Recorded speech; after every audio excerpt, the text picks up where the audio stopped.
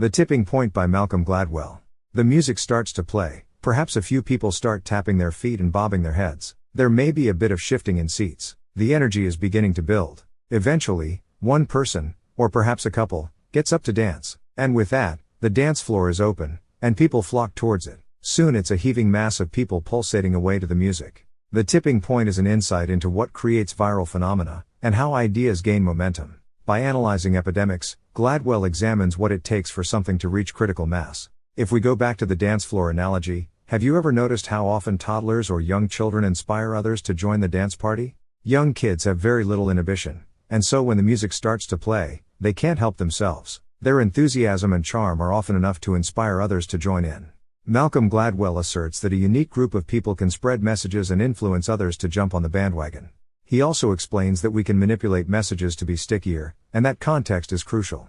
Malcolm Gladwell is a best-selling author who provides a fascinating and unique approach to the social sciences. His engaging style and rigorous research give the reader a fresh perspective on the nuances of being human.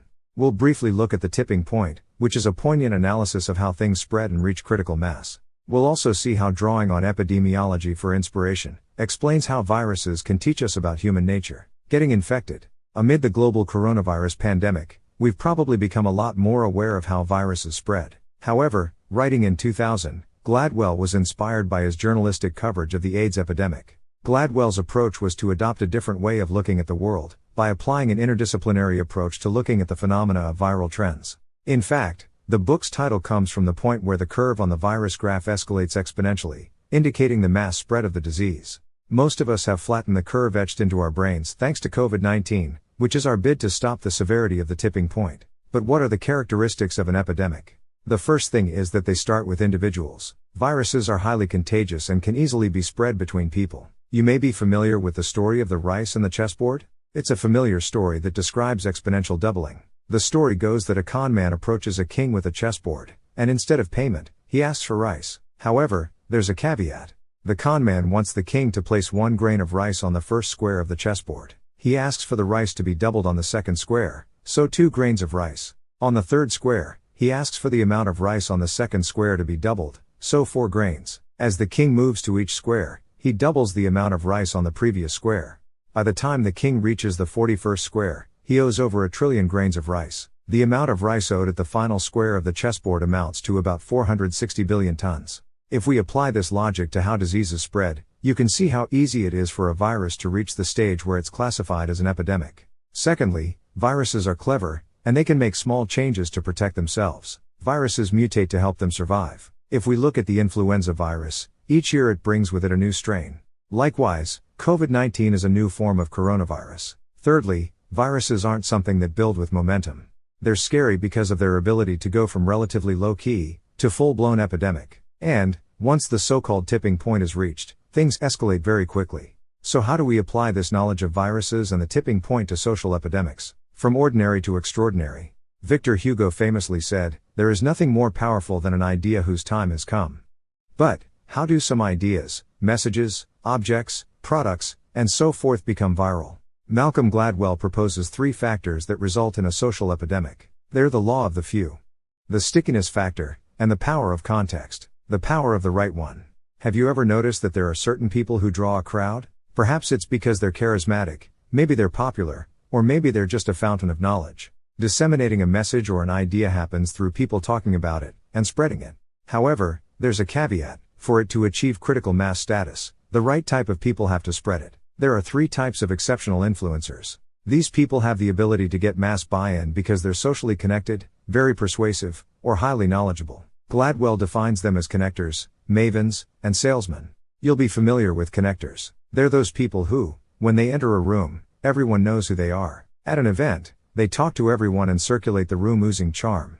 Connectors are social butterflies, and they're very good at making contact with people and maintaining these connections. While most people they include in their lives may be so-called weak ties, the power of the connector is to accumulate acquaintances and maintain some form of contact with them. The connector also embodies a range of different and varied social circles, so they're able to occupy a range of different sectors. Hence, when it comes to spreading an idea or message, their diverse networks are invaluable. Research into connections shows that we're a lot more connected than we often like to think. Yuval Harari discusses this in Sapiens, but even a novel experiment illustrates just how easily a message can spread.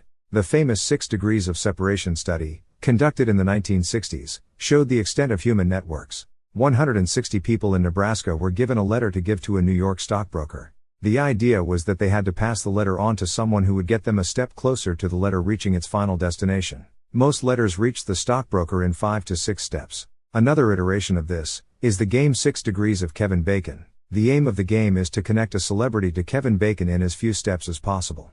For example, Kevin Bacon and Gwyneth Paltrow. Kevin Bacon starred in Sleepers with Brad Pitt, and Brad Pitt starred alongside Paltrow in Seven.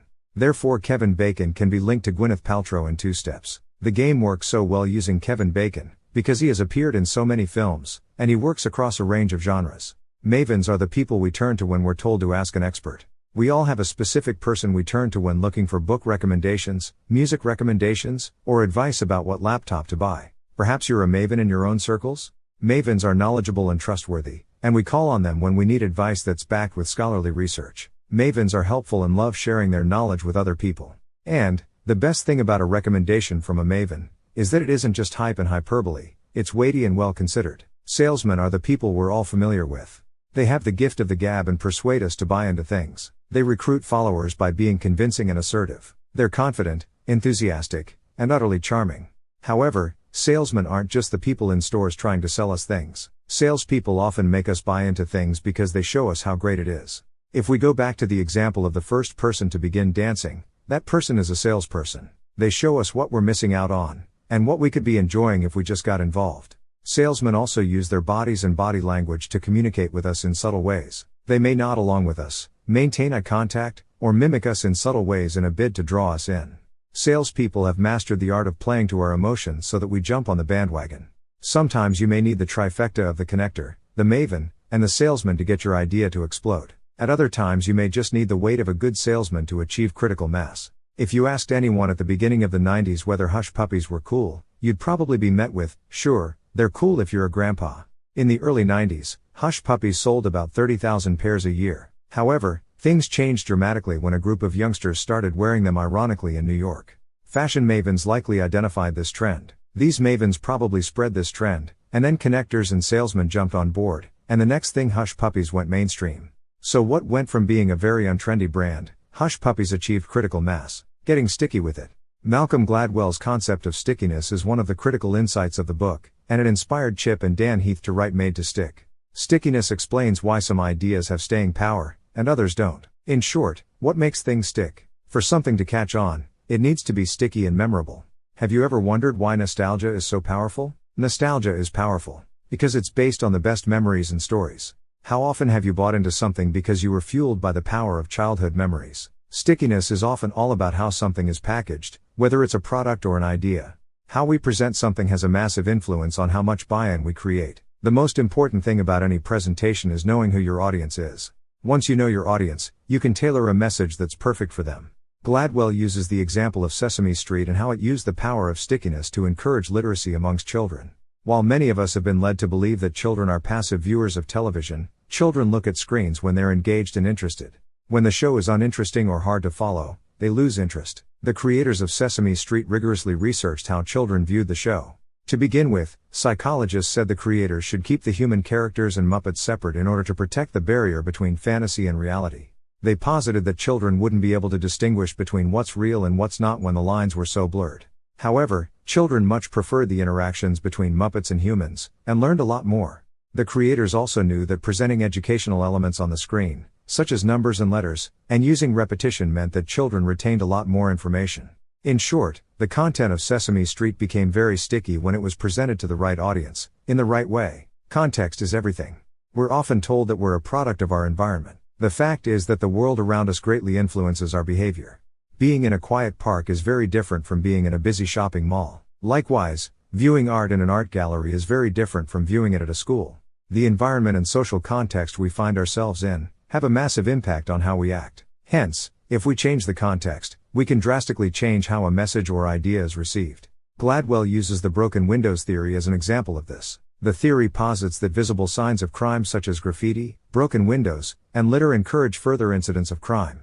By cleaning up the streets, The idea is that people will be less encouraged to commit crimes. The theory has since been debunked, but nonetheless, it still adds insight into behavior. For example, if you walk into a pristinely clean house, you're a lot more likely to try and keep it tidy. Likewise, if you're in a shopping center with shopping carts scattered around the place, instead of wheeling it back to the trolley bay, you're probably more likely just to abandon your trolley. Social context is another primary driver of behavior. We behave differently depending on who we're around. Think about how you behave around strangers, close friends, work colleagues, and family. Perhaps you moderate your language, maybe you fall into using slang, maybe you share in jokes. Irving Goffman famously called this behavior impression management, and he also said we navigate the territory between frontstage and backstage behavior, depending on who we're around. A superb example of this is the Stanford Prison Experiment. The controversial experiment has been used in literature as a significant case study on research ethics, and was turned into a very compelling film in 2015. The experiment shows, as Christoph from The Truman Show says, we accept the reality of the world with which we're presented. A group of college boys who became participants in the experiment was divided into prison guards or prisoners, and the researchers created a simulation prison for them. After just 6 days of the 2-week experiment, it had to be called off because the guards acted so maliciously towards the prisoners. The participants accepted their roles and behaved in ways that they never thought possible. In fact, playing the part of prison guard was enough to destabilize their natural dispositions and completely alter how they'd usually behave. Bigger isn't always better. We're social creatures, and we naturally fall into a range of groups. Groups tend to be homophilous, so it's relatively easy to spread ideas among group members. This can be seen in the case of book clubs. Most book clubs are tailored for a particular type of woman who enjoys a specific genre of literature. Hence, if a book is popular among book club members, it just takes one book club member to recommend it to an acquaintance in another book club. This is what happened with the Yaya sisterhood. On a larger scale, you can see the impact of a book maven such as Oprah and the wide-reaching influence of Oprah's book club. However, there's a limit to group efficacy. The rule of 150 argues that 150 is the biggest a group should get before it starts to splinter or for factions to creep in.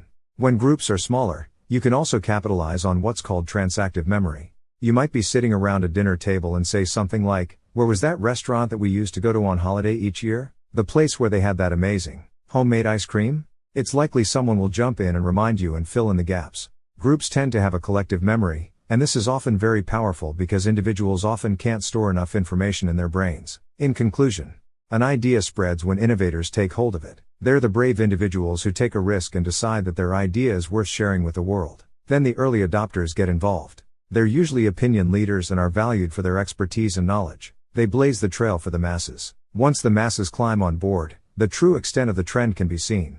The masses are what makes something go from alternative or counterculture to mainstream. Finally, the trend drops off when the laggards come on board. They're the very late adopters, and they're usually the death knell to something being cool.